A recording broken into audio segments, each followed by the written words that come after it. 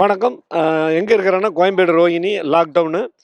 அ அதாவது இந்த படத்த பொறுத்தவரைக்கும், ஸ்கூல்ல படிக்கிற பொண்ணுங்க, காலேஜ் படிக்கிற பொண்ணுங்க, வேலைக்கு ஐடி கம்பெனி வேலைக்கு போற பெண்கள், அவங்களோட பேரண்ட்ஸு எல்லாருமே பார்க்க வேண்டிய ஒரு படம். இதுவரைக்கும் எந்த படத்துலயுமே சொல்லாத ஒரு விஷயத்த அதில சொல்லியிருக்காங்க.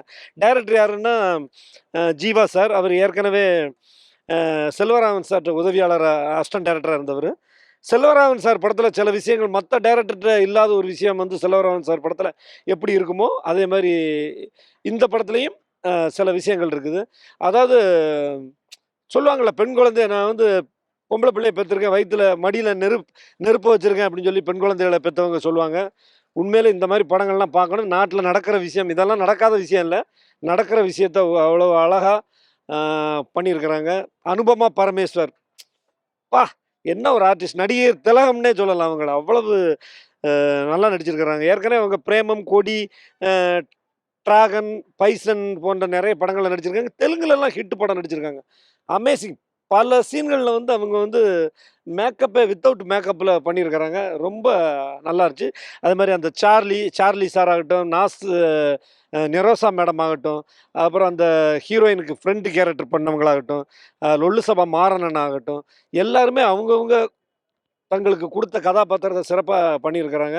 படம் வந்து என்னன்னா, 55 சீன், 60 சீன்னா 60 சீன்லயும் ஹீரோயின் இருக்கிறாங்க.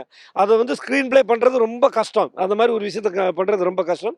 கேமரா, அ அந்த பிஜிஎம்மு, அந்த ஆக்டிங்கு, டைரக்ஷன் எல்லாமே வந்து படத்த காப்பாத்தியிருக்கு.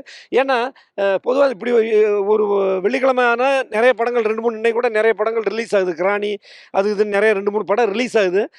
எது நல்ல படம்னு தெரியாம மக்கள் குழம்பி கொஞ்சம் ஒரு லேட் ஆயி ரிசல்ட் பார்த்து தான் வருவாங்க. இந்த படத்த நம்பி பார்க்கலாம். பத்திரிக்கைக்காரங்க இந்த படத்த கொண்டு போய் சேருங்க. கண்டிப்பா இந்த படம் வந்து மக்களுக்கு பிடிச்ச படமா இருக்குங்கிற நம்பிக்கை எனக்கு இருக்கு. ஏன்னா, நானும் நெறைய படங்களுக்கு ரிவ்யூ சொல்றவன். தமிழ், மலையாள படங்கள் எல்லாம் ரிவ்யூ சொல்றவன்.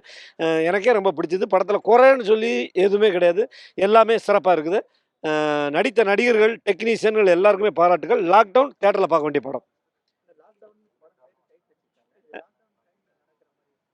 இல்ல. அதாவது ஒரு பெண்ணுக்கு ஒரு பிரச்சனை நடக்குது. ஒரு பெண்ணு வந்து அ படிச்சு காலேஜ் முடிச்சு ஐடி கம்பெனில வேலை ஜாப்க்கு ட்ரை பண்றவங்க, ஒரு ஃபங்ஷனுக்கு போறாங்க. அங்க ஒரு சம்பவம் நடக்குது. அந்த சம்பவத்தால அவங்க வாழ்க்கையில எவ்வளோ பிரச்சனை நடக்குது. அதனால அவங்க கிளைமேக்ஸ் வரைக்கும் அவன் எவ்வளவு கஷ்டப்படுறாங்கங்கிறது தான் படத்தோட கதை. அத வந்து அவ்வளோ சிறப்பா இருக்கு. அந்த டைம்ல அவங்களுக்கு இப்படி ஒரு பிரச்சனை வரும்போது லாக்டவுன் வந்தது. அ அத அந்த அந்த லாக்டவுனுக்கு ஏன்னா லாக்டவுன்னா வீட்ட விட்டு வெளியில போ முடியாது. அந்த வெளியில போக முடியாம அந்த பொண்ணு வந்து அவளுக்கு இருக்கிற பிரச்சனைய எப்படி சமாளிக்கிறாங்கிறது தான் கதை. அது வந்து அனுபமா பரமேஸ்வர் வந்து சூப்பர். சிறப்பு. வாழ்த்துக்கள்.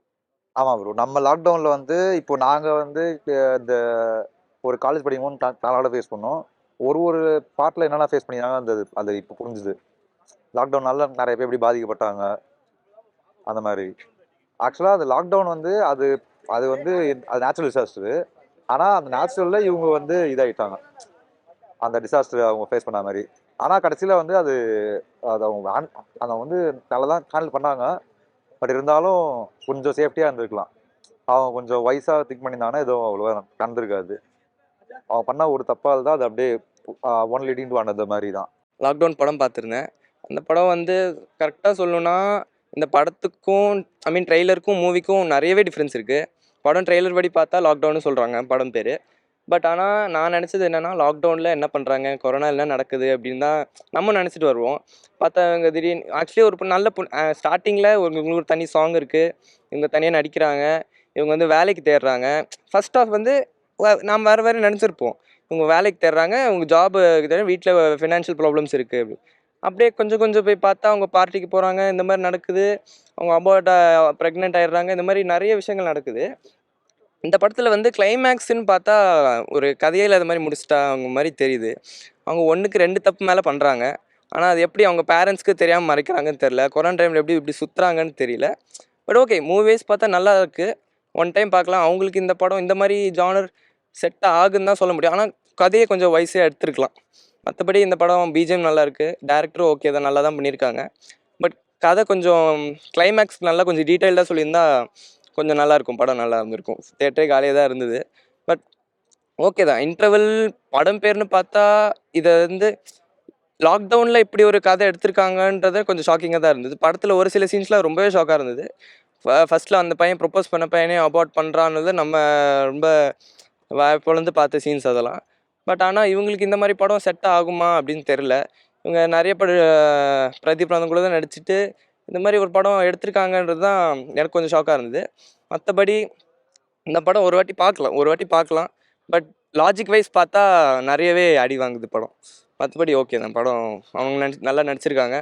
இந்த மாதிரி நிறைய படம் நடிக்கலாம். பட் கதையை கொஞ்சம் நல்லா பார்த்து பண்ணியிருந்தா இன்னும் கூட நல்லா இருந்திருக்கும் படம்.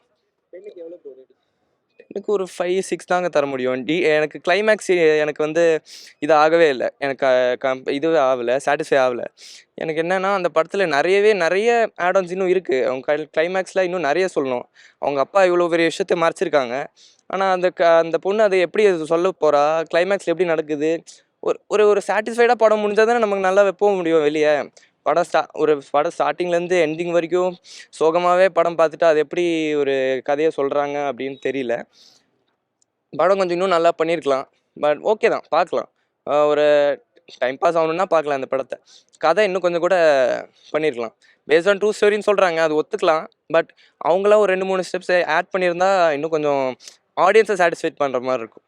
மற்றபடி ஓகே, படம் ஒரு வாட்டி பார்க்கலாம்.